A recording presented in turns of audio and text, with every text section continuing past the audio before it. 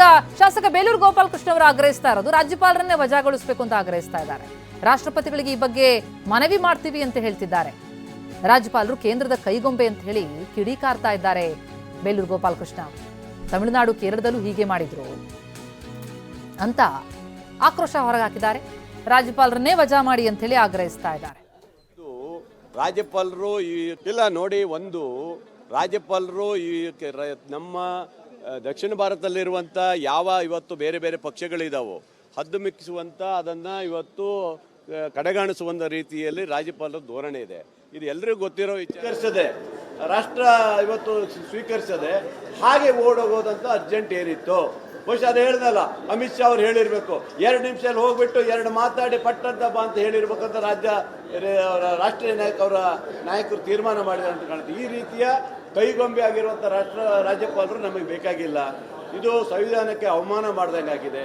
ನಾವು ಅದಕ್ಕೆ ಹೇಳ್ತಾ ಇದ್ದೇನೆ, ನಾನು ಮಾನ್ಯ ಮುಖ್ಯಮಂತ್ರಿಗಳಿಗೆ ಹೇಳಿದ್ದೀನಿ, ನಾವೆಲ್ಲರೂ ಹೋಗ್ಬಿಟ್ಟು ಡೆಲ್ಲಿಯಲ್ಲಿರುವಂಥ ಮಹಾತ್ಮ ಗಾಂಧಿ ಪ್ರತಿಮೆ ಮುಂದೆ ನಾವೆಲ್ಲರೂ ಉಪವಾಸ ಸತ್ಯಾಗ್ರಹ ಕೂರಬೇಕು 1 ವಾರಗಟ್ಟಲೆ ಅಂತಲೂ ಸಹ ನಾನು ಮುಖ್ಯಮಂತ್ರಿಗಳ ಹತ್ರ ಇವತ್ತು ನಾನು ಮನವಿ ಮಾಡಿದ್ದೇನೆ.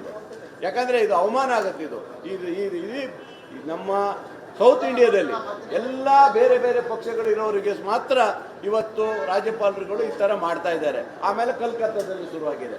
ಬೇರೆ ಅವ್ರ ಕಡೆ ಇರುವಂಥ ಯಾವುದೇ ರಾಜ್ಯಪಾಲರು ಅವ್ರು ಹೇಳಿದಷ್ಟು ಓದ್ಬಿಟ್ಟು ಹೋಗ್ತಾರೆ. ಅಂದರೆ ಇಲ್ಲೇನಾಗಿದೆ ಅಂದರೆ ಈ ರೀತಿಯಾದಂಥ ಧೋರಣೆಯನ್ನು, ಕೇಂದ್ರ ಸರ್ಕಾರದ ಧೋರಣೆಯನ್ನು, ರಾಜ್ಯಪಾಲರ ಧೋರಣೆಯನ್ನು ನಾವು ಖಂಡಿತವಾಗಿಯೂ ಅದಕ್ಕೆ ನಾವು ಖಂಡಿಸ್ತೀವಿ. ಇವತ್ತು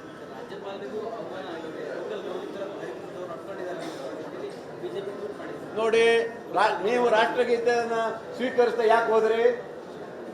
ಇವತ್ತು ಬಿಜೆಪಿ ಹೇಳ್ತಾರೆ ನೀವು ಅಲ್ಲಿ ರಾಷ್ಟ್ರಧ್ವಜ ಹಾರಿಸೋಕ್ಕೋದಿಲ್ಲ, ನೀವು ಪಾಕಿಸ್ತಾನ ಜಿಂದಾಬಾದ್ ಇದು ಮಾಡೋಕ್ಕಾಗಲ್ಲ ಅಂತಿರಲ್ಲ. ನೀವೇನು ರಾಷ್ಟ್ರಧ್ವಜ ಇದು RSS ಬಿಲ್ಡಿಂಗ್ ರಾಷ್ಟ್ರಧ್ವಜ ಹಾರಿಸಿದ್ದೀರಾ? ಹುಬ್ಬಳ್ಳಿಯಲ್ಲಿ ಅಲ್ಲಿ ಗಲಾಟೆ ನಡೀತಿತ್ತು, ರಾಷ್ಟ್ರಧ್ವಜ ಹಾರಿಸಲಿಲ್ಲಪ್ಪ ಅಲ್ವಾ? ಯಾವನೇ ಪಾಕಿಸ್ತಾನ ಜಿಂದಾಬಾದ್ ಆದರೆ ನಾನು ಅವತ್ತೇ ಹೇಳಿದ್ದೀನಿ, ಹೊಡಿದೆ ಅವ್ರಿಗೆ ಶೂಟ್ ಮಾಡಿದ್ರೆ ಅಂತ ಹೇಳಿದ್ದೀನಿ ಅಲ್ವಾ? ಇವತ್ತು ನೀವೇನು ಮಾಡಿದ್ದೀರಿ? ನೀವು ರಾಷ್ಟ್ರಗೀತೆಯನ್ನು ಸ್ವೀಕಾರ ಮಾಡದೆ ಹೋದಾಗ ಏನು ಕೋಪ ಬರಲ್ಲ? ನನಗೂ ಕೋಪ ಬರುತ್ತೆ. ಹಂಗಾಗಿ ರಾಜ್ಯಪಾಲರಿಗೆ ಧಿಕ್ಕಾರ ಅಂದೇ ಇರ್ತೀವಿ, ನಾವು ಅಂದೇ ಇರ್ತೀವಿ. ಹಾಗೆ ಇದೆಲ್ಲರೂ ಸಹಜವಾಗಿರ್ತೀವಲ್ಲ, ಬರುತ್ತೆ. ಹಾಗಾಗಿ ರಾಜ್ಯಪಾಲರು ತಾವು ಘನತೆ ಹೊತ್ತ ರಾಜ್ಯಪಾಲರಾಗಿರ್ತೀರಿ. ನೀವು ಕರ್ನಾಟಕ ರಾಜ್ಯದ ಜನ ಆಯ್ಕೆ